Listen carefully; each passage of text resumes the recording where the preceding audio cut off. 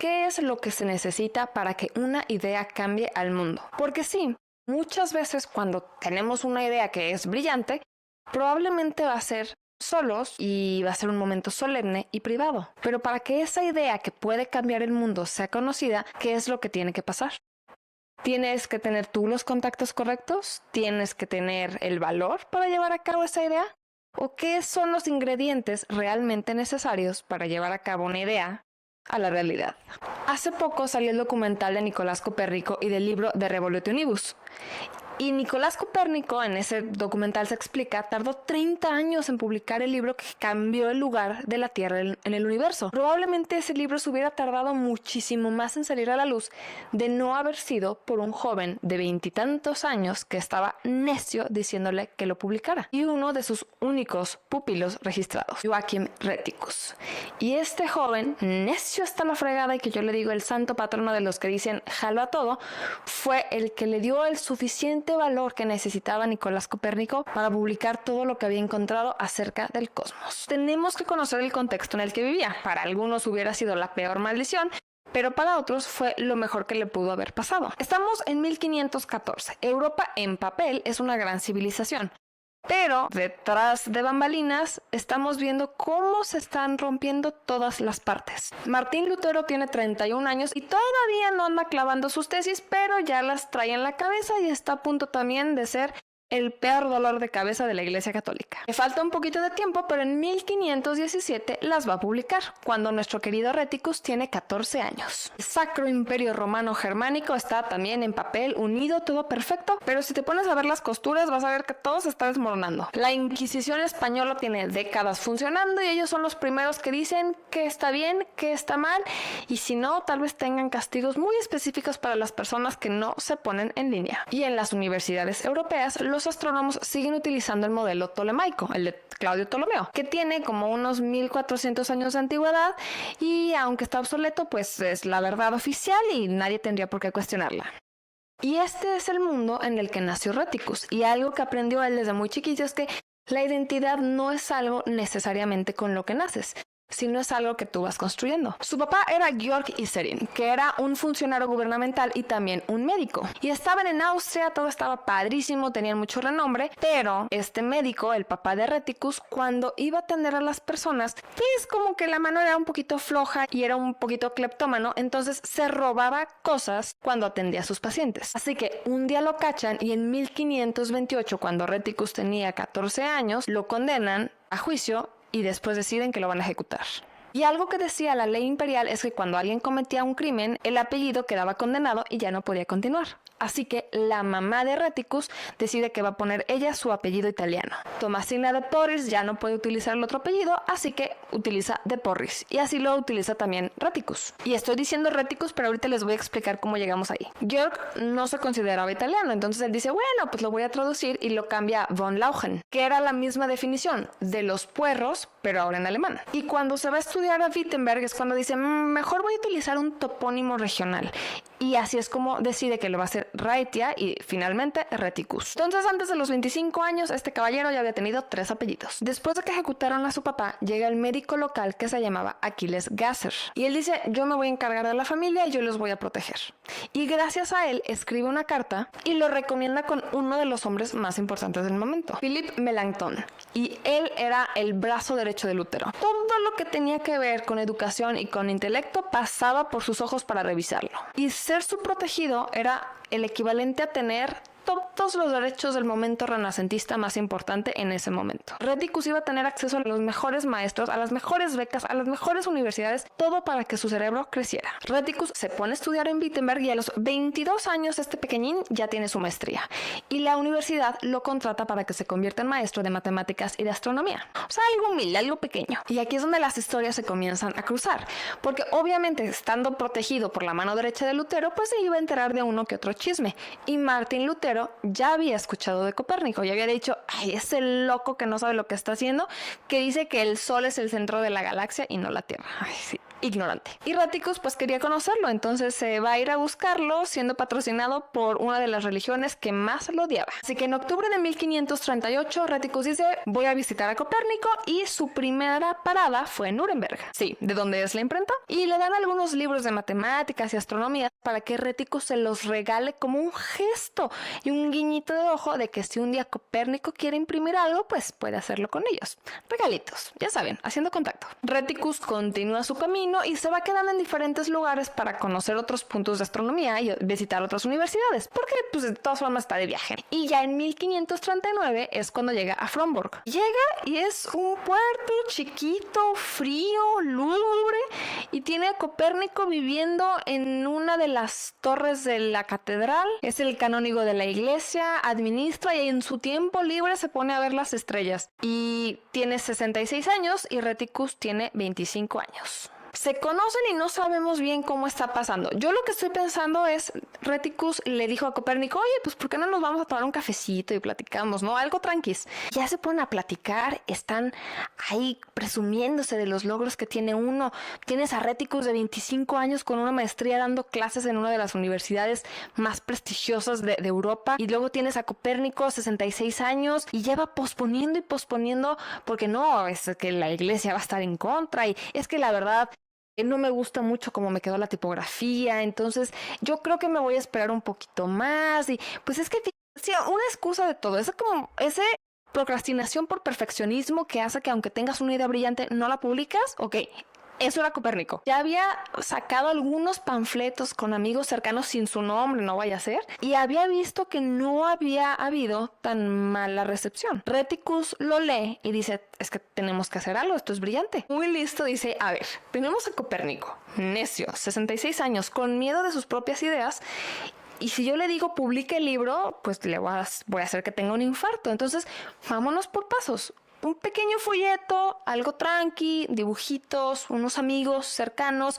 una propuesta inicial, nada para que te asustes. La aviento, la narratio prima, o sea, la primera narración.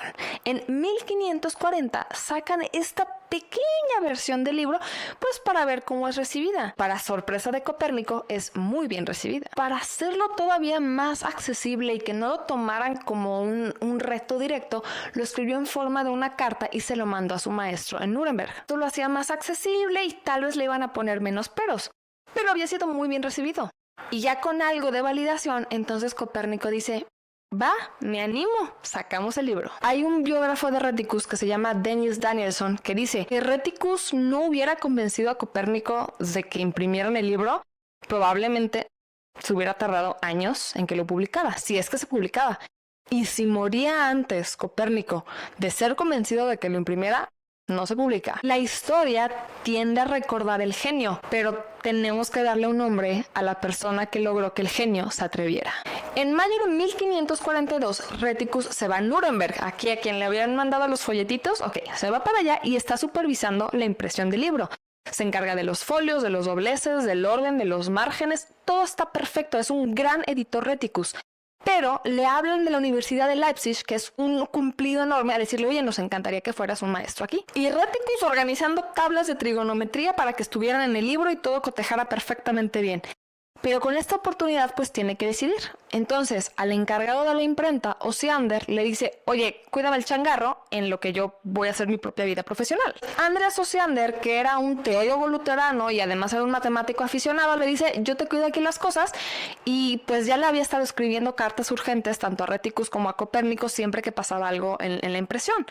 Y él les había sugerido de que, oye, yo creo que es importante que pongamos un prefacio o un aviso de que esto pues es solamente una teoría. Realmente el Sol no está al centro de la galaxia. Copérnico le dice, no vamos a poner eso porque le quita peso al libro, y Reticus le dice, no vamos a poner eso porque no es verdad, esto es estudio matemático. Entonces Osiander le dice, bueno, tranquilos, no hago nada. Así que Nicolás Copérnico sigue en su torre, Reticus se va a Leipzig y Osiander dice, no va a pasar nada. Hizo justamente lo que dijeron que no hiciera. Escribió un prefacio al principio del libro diciendo, esto es mera hipótesis, no se lo tomen tan en serio. Y como Osiander no le puso nombre, muchas personas, ya que tenían el libro en sus manos, asumieron que esas eran palabras de Copérnico. Entonces dijeron, bueno, está buena como novela, pero pues ya nos están diciendo aquí que es falso. Rheticus, cuando se enteró de esto, se puso como fiera, porque él había estado revisando la impresión y se le escapó, bueno, pusieron esto en contra de lo que él quería. Entonces, cada vez que le encontraba una copia de Revolutionibus, se dedicaba a él tacharlo para que la gente no viera eso y no pensara que era Nicolás Copérnico quien estaba diciendo que su propio trabajo de 30 años era falso. 66 años después, en 1609, fue Kepler el que descubrió que Rheticus sí tenía anotaciones diciendo que Osiander había hecho el prefacio falso. Todos estos detalles también se explican en el documental de Nicolás Copérnico. Pasa algo bien curioso. Este prefacio, que de forma muy cobarde agregó Andreas Osiander al libro, probablemente fue lo que le dio mucho espacio para que el libro de Revolutionibus no fuera agregado a la lista de libros prohibidos de la Iglesia Católica, porque pues, si lo veían y decían, bueno, el mismo autor está diciendo que no es falso, no es tan grave, y eso hizo que más personas pudieran leerlo. Sí, coincidencia, diosidencia, un milagro, manifestación, como quieran llamarle, esto ayudó a que el libro tuviera un poquito más de margen para pasearse por el mundo. Pero la historia de Rheticus continúa, y él estaba en Leipzig y era un maestro y tenía todo el prestigio y el renombre y era reconocido. Gracias a él, trigonometría se convierte en una materia separada y no solamente una herramienta de cálculo de astronomía, sino un estudio independiente, y tiene el mundo intelectual a sus pies. En 1551 huye de Leipzig prácticamente con lo que trae puesto y nada más. Uno de los papás de sus alumnos lo acusó de sodomía y de haber estado con su hijo. Así que, para los estándares de ese momento y para las reglas religiosas del país en donde estaba, dijo, yo no me voy a arriesgar, ya sé qué es lo que pasa con la justicia aquí, entonces yo agarro mis cositas y me largo. El castigo por eso era la hoguera, así que estuvo escapando hasta que finalmente llegó a Praga. Y el juicio de todas formas pasó. Lo condenaron y lo sentenciaron a 101 años de castigo. Era una forma de decirle, quedas exiliado y si regresas te vamos a quitar la vida. Le confiscaron todos sus bienes y el mismo círculo que lo había ayudado a crecer y a convertirse en la figura prominente en la que era, también cortó cualquier tipo de asociación con él. Tenía 37 años y su vida académica ya había terminado. Así que al final decidió que iba a quedarse a vivir en Cracovia y estuvo ejerciendo como médico. Pero nunca volvió a tener el mismo respaldo de las universidades que anteriormente lo habían apoyado. Ya en Cracovia, Rheticus mandó a hacer un obelisco que estaba justamente en el mismo meridiano que Fromborg, el mismo meridiano que tenía Copérnico. En 1551, el mismo año en el que huía de Leipzig, fue cuando publicó su gran trabajo de trigonometría, el Canon Doctrinae Triangulorum. Era la primera tabla en la historia que hablaba de seno, coseno, tangente, cotangente, secante y cosecante. Su obra magna, Opus Palantinum Triangulis, quedó sin acabar, pero uno de sus alumnos, Valentín Otto, 22 años después de la muerte de Rheticus, tomó todos estos textos y se encargó de terminarlos y de mandarlos a imprimir. Nadie pudo superar estas tablas sino hasta el siglo XIX años para que alguien pudiera hacer algún tipo de mejora a estas tablas. Un 4 de diciembre de 1574, Rheticus falleció por causas naturales en lo que hoy conocemos como Eslovaquia. Y el día de hoy, un asteroide en la Luna lleva su nombre. Rheticus se salió totalmente del Huacal porque fue alguien que construyó su identidad cuando se la quitaron por acciones que él ni siquiera había cometido. Se salió del Huacal también por seguir su intuición, porque cuando él vio algo y dijo es que esto es correcto, fue suficientemente valiente para seguir su intuición y después hablar con la persona para decirle lo grandioso que era su trabajo y darle las herramientas a otra persona para que lograra algo increíble. Se salió del Huacal porque retó a su propia religión para compartir algo que él creía que era correcto. Salió del Huacal también porque sus deseos le complicaron la vida y tuvo que escapar. Así que si en algún momento escuchan Copérnico y Galileo y Tycho Brahe y Kepler y cualquier otro astrónomo, probablemente tienen que recordarle que para que eso existiera, un chavo de 25 años tuvo que incentivar a una persona de 66 años de que publicara su trabajo. Muchísimas gracias por escuchar otro episodio de Fuera del Huacal. No olviden que vamos a estar sacando más episodios y si tienen recomendaciones de otros personajes, las pueden hacer llegar a nuestros canales en TikTok y en Instagram Fuera del Huacal. Muchas gracias y nos escuchamos en otro episodio.